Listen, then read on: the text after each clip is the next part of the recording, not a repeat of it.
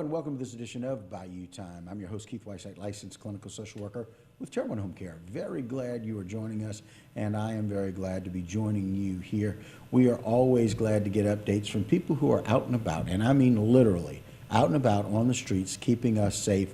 Always glad to welcome back to the program Trooper Ross Brennan, Louisiana State Police. We appreciate you being here. Always glad to be here. Enjoy it. All right. And Public Information Officer, you're one of those people that allows us to get information that y'all know about that maybe we don't always think about. And look, several of us over the years, over the last, my 54 years, have had multiple people who have been either hit by a train or have had issues with railway crossings. This is National Rail Safety Week. Yeah. So a little bit different topic. Never really talked about this before on here, but it's National, like you said, Rail Safety Week. So state police and other agencies, we have partnered with Louisiana Operation Lifesaver just to bring awareness about railroad crossings and the proper procedure that you should have whenever you approach one, how to cross it, things like that. They say about every 4 hours in America, somebody gets into a crash involving a train. Last year, every 4 hours. Yeah, every 4 hours. In fact, in America. Wow. So in 2021 last year, there was 2,145 crashes involving a train, which resulted in 236 deaths and 668 people injured. Right, so that's across the nation. Number. So bringing it back to Louisiana, so there was actually Okay. 23 crashes, resulting in 13 fatals and 10 injuries. And a lot of these crashes, it's because people are going around the crossing guards, right? So these are preventable crashes that are caused by people making poor decisions, reckless decisions, trying to beat that train. Maybe they have a place to go, trying to get there on time. But you don't understand, it's kind of a losing battle whenever you're trying to fight a train. Yeah, I mean, if we think it's difficult to get into an accident with another vehicle, imagine a train that's moving sometimes as fast, if not faster, and how much weight, The weight, yeah. of a train. Cars pale in comparison to, to the weight of a freight train traveling 55 miles an hour, it can take them over a mile just to come to a stop because there's so much weight, right? And imagine that hitting a vehicle. Basically, the car is just going to be smithereens, right? It's going to be nothing, right? And it's just there's so much weight and so much force involved with the train. So they're really something that you want to make sure that you don't play around with, and you take the right protocols whenever you come up to a railroad crossing. Yeah, and it's just one of those things. We've got so many of those. You know, I mean, that was just one of those ways that here in Louisiana and in South Louisiana, that's how we got all of our, if we weren't close enough to water, trains were how we got everything. And there's still a lot of trains that provide passengers and supplies in our area. A lot of our, not in addition to truck drivers, a lot of our producing goods that we consume every day is brought to us by rail cars, by freight train. But mainly, whenever you do come up to a railroad crossing, always look and listen, right? Because you don't know, you don't have the music up or whatever like that. Just turn it down for a second. Trains can travel a lot faster than what you think, a lot faster than what they might seem. So it's always good whenever you do come up to a railroad crossing, stop first, look both ways, make sure there for sure is nothing coming, and then proceed across that crossing. Every now and then you might come up to a railroad crossing where it might be malfunctioning.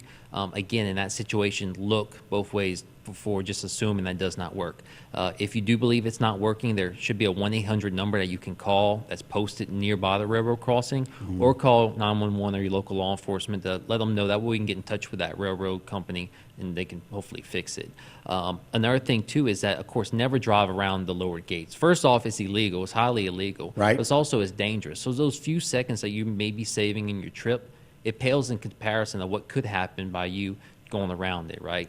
Yeah, and especially when you've got the two crossing gates on both sides, the time it takes you to weave around there versus, like you said, not being able to really judge. It's a bad judgment error to start with. Exactly. But maybe you're not judging the speed of that train as well. I mean, how many of us are trained to know exactly how fast the train is coming? It's almost like that, the math equation, if you will. How quickly will a train get to your vehicle or hit you? I mean, and especially if it's more than you in the vehicle. Yes. Then you're putting other lives at risk. And I would assume, based on the statistics that you gave, a lot of those were individual persons in the vehicle. Yeah, and also too, not just you inside the vehicle, but other vehicles at the railroad crossing also.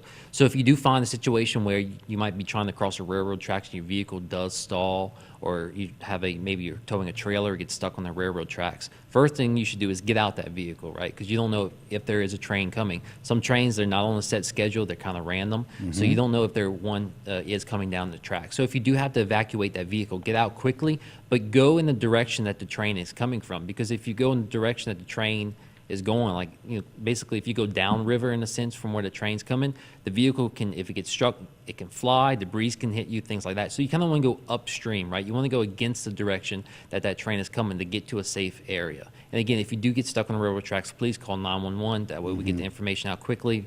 Hopefully we can get in contact with the railroad company, let them know ahead of time to prevent these crashes from happening. Yeah, and again, it's just about making a decision ahead of time. We talk about it all the time, Trooper, where we want people to think ahead. And if you know that you're going across, listen, one of these things for us, if you're going to the LSU game, factor in the amount of time it's going to take. You're going to cross a major railway crossing. Yeah. Going from here, if you're going, through the Vills, you're going to cross a train crossing, and just factor that in. People just need to be a little bit smarter. We want people to practice good judgment. Yeah, and of course, with everything on the roadway, again, good judgment, make those right choices, right? Don't drive recklessly. Because again, whether it's a railroad crossing or maybe passing too many vehicles or driving at a high rate of speed, right? It's just those few seconds that you really are going to maybe save pales in comparison to putting yourself and other people on the roadway at danger when you make those poor choices. And a really good comment here. I love that you put it in here. But when in doubt, always expected that there's a train, right? Some railroad crossings, they might not have crossing guards. It might be a rural crossing, so always expected there's a train when in doubt. we have some nice things coming up. Y'all are always doing your part in educating the public about making sure that we're finding ways to keep everybody safe, even the kids. Yeah, so we got some good family fun coming up this weekend. So this weekend is the Terrebonne Parish Safety Expo and also the kickoff for National Night Out Against Crime. Right. It's this Saturday 24th at the Houma Civic Center. Now it's going to be from 9 to 2 p.m. So That's a long time. It is a long time, but we're going to be out there for the most part all day. Bring the kids out there. We're going to have a lot of first responder vehicles are going to be out there. State police, we're hoping that our helicopter is able to come down, weather permitting. Right, We're going right. to have our big mobile command station. We're going to have SWAT equipment out there. We're going to have some safety information that's available for the kids, some stickers, some free coloring books. So it'd be a really, really great addition, not just state police, but there's also going to be other departments out there, fire departments, police departments. I heard that even Coast Guard, things like that are going to be out there too. Very cool. And so one of the things, Jen, bring that flyer up back one more time. Kind of want to let you know, notice in the front right, top right corner of that, free car seat checks from 9 to 12. Now, the event's from 9 to 2. Bring the kids out, but if you want to find a way to learn how to keep them safe, one of the things, and I will tell you, State Police does an exceptional job at making sure that we teach and train our parents and young parents, new parents, older parents, about how to keep kids safe in the car. Yeah, so Louisiana Passenger Safety Task Force, we will be having a free car seat check event, right? And like you said, that's from 9 to lunchtime at 12. Basically, if you have any questions or you have a new car seat or there's anything with your, if you have a child seat inside your vehicle, please bring it on by. Again, it's a free service for you. We have certified child seat technicians out there to make sure that that vehicle is inside your car correctly, it's installed right, it's compatible with that vehicle, it's compatible with the child's age, the child's height. There's so many more factors that go into child seats than back in the day. And it's not just new parents coming in, but it's also the grandparents. They're coming by, they got a new grandchild, they want to make sure that their car seat's right inside their vehicle. So it's a wide array of different types of people that come in. And it might be something simple and small, and we see it all the time, but maybe in the event of a crash, that one little thing that's messed up could potentially cause injury or even death to that child because that child seat was not installed correctly. So there's a number of questions that people kind of need to ask themselves about the child seat. Walk us through that, because I know that these specialists, these child seat inspection specialists, that's what they do. They look specifically to answer some of these questions. Yeah. So basically, you want to make sure that that seat is not too loose. Okay. Seat can have a little bit of movement, but you don't want no more than about an inch side to side and forward to rear. That's a lot Okay. of big common issues that we see. The seat is a little bit too loose. Another thing is that make sure that the shoulder straps are tight. You want to make sure that that child is secured tightly and snugly inside that child seat. That way it doesn't move around or have the potentially pulling those straps off and maybe dislocating them, things such as that.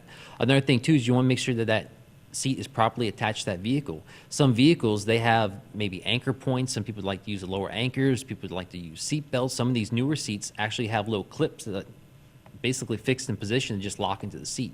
So there's a bunch of different ways that you can install a car seat, but basically they have to be installed correctly for it to be safe. And for the most part also is that you can't use two or more. Sometimes we see some parents come in, they have the anchors in addition to the seatbelt being used at the same time. That can cause more force on the seat than what's designed for, and again cause serious injury, potentially death in a car crash. Yeah, and so especially with some of these, like you said, anytime you're a new parent, new grandparent, you want to keep the child safe. That's what you really want to do. But also about figuring out some of these new cars have nice new options, and maybe we as the grandparents, old enough, 50s and older, are still trying to lock them in the way that we used to with the new vehicle. Yeah, and another thing too we see a lot with the child whenever they transition from rear facing to a forward facing seat, a lot of the parents, they didn't use the top tether strap. There should be a tether strap that's towards the top of that child seat. And basically in the event of a forward crash, it keeps that seat from being flipped forward. A lot of parents, they don't install that, they don't know about it, right? And basically whenever you come to these child seat check events, we go through all that. We make sure that all that's installed correctly. We also show you how to properly install it. There might be times you got to take it out the seat, or maybe have a different child, right? Different situations arise. We show you how to properly install that seat for that vehicle, and also if you have to go into another vehicle, what to look for. So again, it's all just education. It's free to the public, and we're just here to help you out. And you know, it's really interesting. I'm glad you brought up that point. I think so very often, especially when it comes to, hey, mom and dad have a new child. It's been a couple of months. Grandma and grandpa is going to take the child for the weekend so mom and dad can go away. Yep. Great idea, but now we've got to move that child's seat from the mother or father's car or vehicle to grandma's. And knowing the difference between those vehicles and what to do and how to secure it. Exactly. And that's, again, it's a free educational event for people. But also, we also help between infant carriers, convertible car seats, forward-facing car seats, booster seats. And you might be at a point where that child might be going from a booster just into the car seat itself, or the actual vehicle seat. Right. And every vehicle is a little bit different. So he might be able to fit in dad's truck, but maybe in mom's car, he still needs to be in the booster. So those are all questions that we can help answer. Again, it's this weekend at the Terrebonne Civic Center, the 24th, from 9 a.m. to 12 p.m. We're going to be out there. But in addition to, maybe you might not be able to make this event. You got something going on. The first and third Wednesdays of every month, we're at Terrebonne General Medical Center at the Women's Center. We also do free car seat event checks from 10 a.m. to 12 lunchtime. We're actually out there this morning. And also the first Saturday of the month, we're at the downtown marina, at the market at the marina. Right. Now, weather permitting, we do follow, if the market does get canceled because of weather, we also cancel the car seat event. But those are three areas in the place, three places within the area that you can go to. And again, Troop C is also a fitting station. You can contact Troop C and we can get you taken care of over there. And they can always give you all a call at that. Let's give out that number to Troop C for people that need it. You can go ahead and call my cell phone number. That'd Right. be 985-855-0241. That'd be the best way to get in touch with me. And we'll try to get you taken care of if you have any questions. I love the fact that it make it very personal. And that way, if they need anything, they can call you. Got the Expo this weekend. You can go and check that out again. Like was mentioned, September 24th, 9 to 2. Free seat checks, 9 to 12. Troop, I cannot thank you enough for coming on again. Appreciate it, Ross. Always enjoy it. All Pleasure. right. Thanks so much. All right, guys, that's going to do it for this particular segment. Don't go anywhere. Let me buy you time when we continue.